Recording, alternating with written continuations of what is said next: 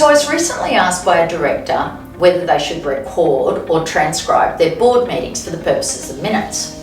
And of course there's lots of tools that enable that these days, including some of the new AI tools that will fully transcribe meetings. Of course, under the Corporations Act and constitutions, there is a legal requirement for minutes of board meetings to be kept, including proceedings and resolutions.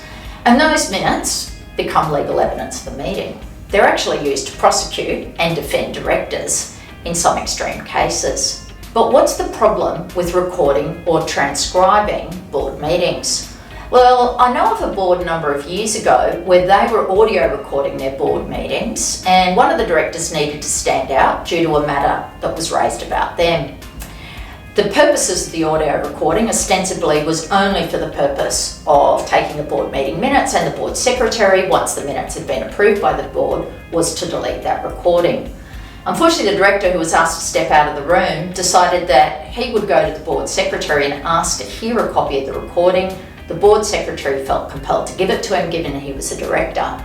And needless to say, the end of that story is that board never audio recorded their meetings again, I understand.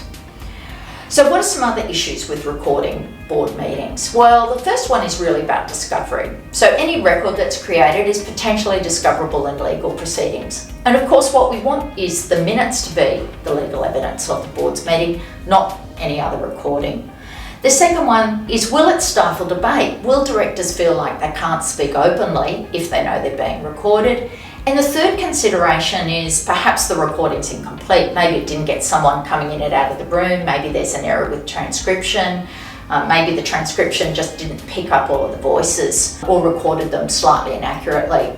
So what's the best solution? Well, I think the best solution is have a professionally trained company secretary. There's certain guidelines about minute taking and what constitutes best practice in minute taking, and a good company secretary will know what they are, and by applying those guidelines will ensure that the board has good legal evidence of what goes on in board meetings.